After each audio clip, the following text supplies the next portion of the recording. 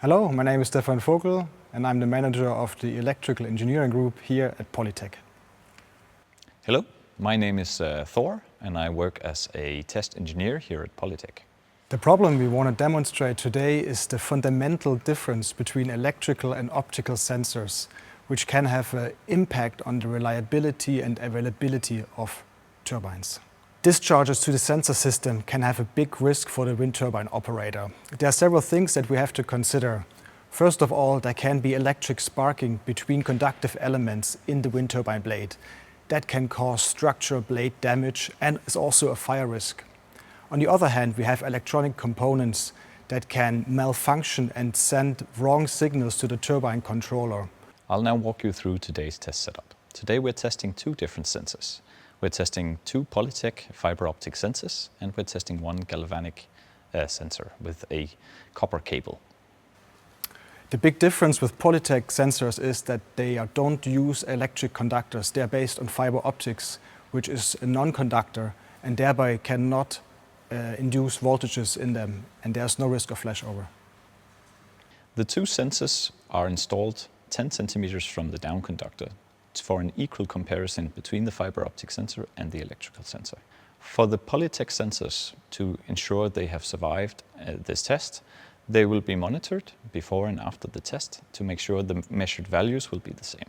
For the galvanic sensors, we'll be examining the cable and the sensors and looking at them during the test to see whether or not we have an attachment. If you ask me how common are lightning strikes to wind turbines, then you really are site dependent. So that means that one side you can have a lot of lightning flashes to one wind turbine within 1 year, maybe 20 or 30. However, there are other sites where we have no flashes within 1 year or maybe one every 5 years. So that is really site dependent. Well, if you ask me if your wind turbine is in a high-risk area, there are some tools that you can use to check your lightning risk. For example, at polytech.com you find an online site assessment that you can use for free, and there you get information on flash density and risk of attachment to your turbine. My expectation for today is that we will see significant discharges for the electric conductors, whereas the optical sensors will not see discharges.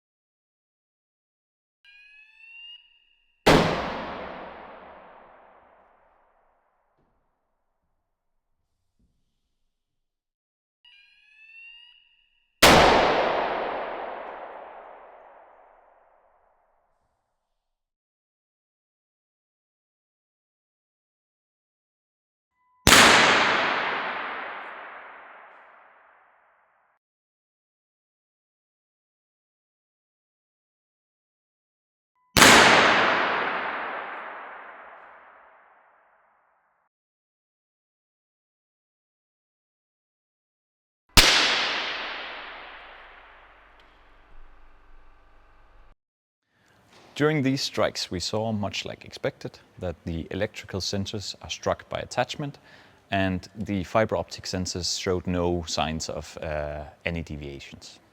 The condition of the electrical sensor after the test is not very good. The first connection block has been ripped apart by the impulse and the cable has been ripped apart in one place. The optical sensor has instead been in the same condition as before the test. We could measure before and after and could see that the measurements showed the same. Looking at the test setup after the test, I can see from the electrical sensor that the cable has been ripped, the surface has damage, smelling. We can have this burning smell in the air that we're sensing. We can also see from the pictures taken during the test that there was a large explosion around the electrical sensor.